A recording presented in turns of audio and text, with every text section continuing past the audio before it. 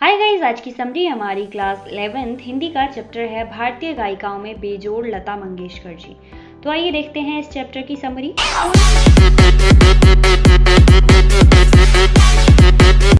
Guys, इस chapter के writer हैं हमारे लेखक कुमार गंधर्व जी। तो कुमार गंधर्व जी ने बड़ी खूबसूरती के साथ लता मंगेशकर जी के विराट व्यक्तित्व को और उनकी क्वालिटीज को एक्सप्लेन किया है इस चैप्टर में। हालांकि हम सभी जानते हैं कि लता मंगेशकर जी कौन हैं, कैसी हैं, पर इन्होंने कुछ ज़्यादा ही डीप बताया है। तो लेखक बताते हैं कि हमारे देश के कोने कोने में ही नहीं बल्कि विदेशों के कोने कोने में भी लता मंगेशकर जी के गाने सुने जाते हैं और उस स्वर कोकिला को सुनना लोग आज भी पसंद करते हैं। तो पाठ की शुरुआत में लेखक बताते हैं कि बहुत सालों पहले जब वो बीमार पड़ गए थे तो उन्होंने अपना रेडियो चलाया था। तो उस वक्त एक मधुर सा गाना बज रहा था उस रेडियो में। तो गाना सुनकर उन्हें ऐसा महसूस हुआ कि ये सुर जो है वो कुछ तो खास बात है इसमें, जो सीधे उनके दिल तक जाकर लग रही थी या फिर दिल तक उतर गई थी। तो उस टाइम उन्हें नहीं पता था ये कि इस गाने की गायिका कौन है, ठीक है, किसने इसे गाया है। बस वो सुन रहे थे और उन्हें वो अच्छा लग रहा था। लास्ट में बताते हैं ना रेडियो में कि इस गाने के गायकार हैं ये, तो लास्ट में बोला गया कि इस गाने के गायकार हैं लता मंगेशकर जी। तो उन्हें पता चला लता मंगेशकर जी के बारे में। तो उन्होंने सोचा, उन्हें ऐसा लग रहा था कि सामने बैठकर वो गा रही हूँ और डायरेक्ट उनके कानों में उनकी आवाज़ जा रही हूँ। फिर लेखक बाद में बताते हैं कि जो फिल्मी दुनिया है हमारी, उसमें ऐसी कोई भी गायिका नहीं हुई, ठीक है, लता मंगेशकर जी जैसी कोई भी गायिका नहीं हुई। फिल्मी दुनिया नहीं, जो हमारी दुनिया में ऐसा कोई भी गायक नहीं हुआ जो आज तक लता मंगेशकर जी की टक्कर ले सके। हालांकि उनसे पहले एक प्रसिद्ध गायिका थी नूरजहां, ठीक है। तो नूरजहां ने भी फिल्मी दुनिया में काफ़ी काम किया था।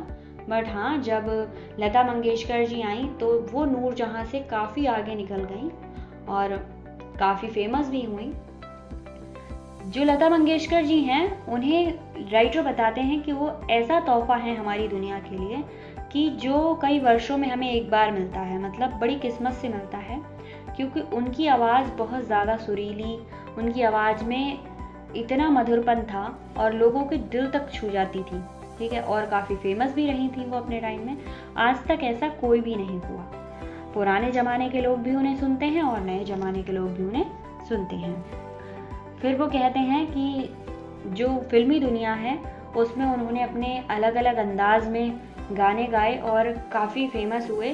तो चित्रपट पे यानी फिल्मी दुनिया में उनका काफ़ी गाने यूज़ भी किए गए थे और उन्होंने नई जनरेशन के हिसाब से न्यू सॉन्ग भी गाए थे। बाद में राइटर बताते हैं कि अगर हम शास्त्रीय संगीत और लता मंगेशकर जी के संगीत को दोनों को सामने रखें और किसी व्यक्ति से कहें कि तुम कौन सा संगीत सुनना पसंद करोगे, तो वो लता मंगेशकर जी का संगीत ही सुनेगा, क्योंकि उसे जो हमारा साहित्य संगीत होता है उसमें उतनी दिलचस्पी नहीं आएगी। लता जी के संगीत में निर्मलता, मधुरता और गानपन था, मोस्टली गानपन था, ठीक है, इसलिए लोग उसे सुनना ज़्यादा पसंद करेंगे और आनंदित भी होंगे। तो लेखक यही बात बताते हैं। लेखक कहते हैं कि लता मंगेशकर के गानों की विशेषता उनके स्वरों की निर्मलता है। जहाँ जो नूरजहां जी थी उनके गानों में मादक उत्तान दिखता था, वहीं लता मंगेशकर जी के सुरों में निर्मलता दिखती थी। फिर राइटर उनकी एक क्वालिटी और बताते हैं कि उनका नद्य उच्चारण, उनके गीतों में किन्हीं दो शब्दों का अंतर स्वरों के आलाप द्वारा बड़ी सुंदरता से रीति से भरा रहता है और ऐसे प्रतीत होता है जैसे दो शब्द आपस में विलीन होते होते एक दूसरे में मिल जाते हैं। चूँकि किसी भी गायकार के लिए ये काम काफ़ी मुश्किल था, पर लता जी के लिए काफ़ी आसान था।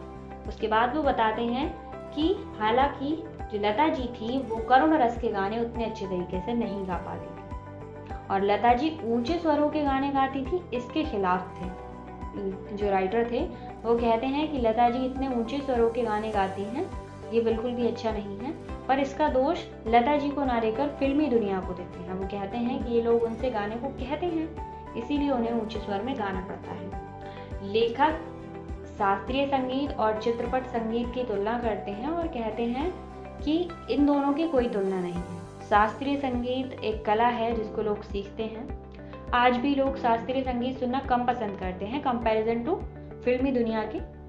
तो वो जो खानदानी लोग थे, जैसे शास्त्रीय संगीत को क्या होता है, पिता से पुत्र सीखता है, ऐसा चलता आता है। तो शास्त्रीय संगीत के जो लोग होते हैं उन्होंने संगीत की दुनिया पर अपना एक कब्जा सा बना रखा है, उसके बादशाह बन के बैठे हुए हैं कि हाँ हम किसी को नहीं आने देंगे। पर आजकल के लोग उस चीज को सुनना नहीं चाहते हैं। और आज से 50 साल पहले कितने लोग संगीत सुनते होंगे, फैसिलिटीज ही क्या थी संगीत सुनने की। और वो लोग कहते हैं कि जो चित्रपट का संगीत है उस संगीत ने लोगों के कान बिगाड़ रखे हैं। तो कान बिगाड़ने से तात्पर्य यहाँ पर था कि फिल्मी दुनिया के आ जाने से एटलीस्ट लोग संगीत सुन तो रहे थे, उन्हें पता तो था संगीत होता क्या है। उससे पहले तो शास्त्रीय संगीत कुछ लोग ही जानते थे, ठीक है। और शास्त्रीय संगीत को लोग किसी के घर पे शास्त्रीय संगीत हो पाए इतनी किसी की, ठीक है, औकात नहीं होती थी। और वो लोग भी बड़ी अपनी अक्कड़पन में रहा करते थे। उसके बाद इन दोनों की तुलना करने के बाद वो लता जी की फिर से तारीफ करते हैं और कहते हैं कि आज भी दुनिया में उनके लोग गीत सुनते हैं, देश विदेशों में उनका गीतों को सुना जाता है।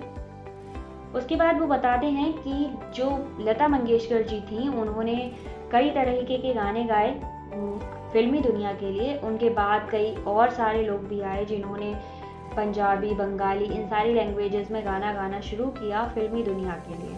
आज हम सभी जानते हैं लता जी को और हमारी दुनिया की फेमस कलाकार हैं वो।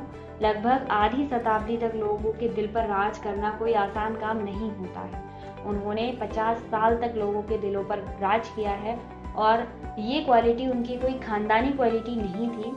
उनके गानों को सुनकर देश में आज देश के लोग ही नहीं बल्कि विदेशों के लोग भी आज भी झूम जाते हैं। यह चमत्कार से कम नहीं था कि ऐसी देवी जैसी कलाकार हमारी दुनिया में आकर हमारे लिए गाया करती थी। तो आई होप चैप्टर आपकी समझ आया होगा। Thank you so much. मिलते हैं नेक्स्ट वीडियो में न्यू चैप्टर के साथ।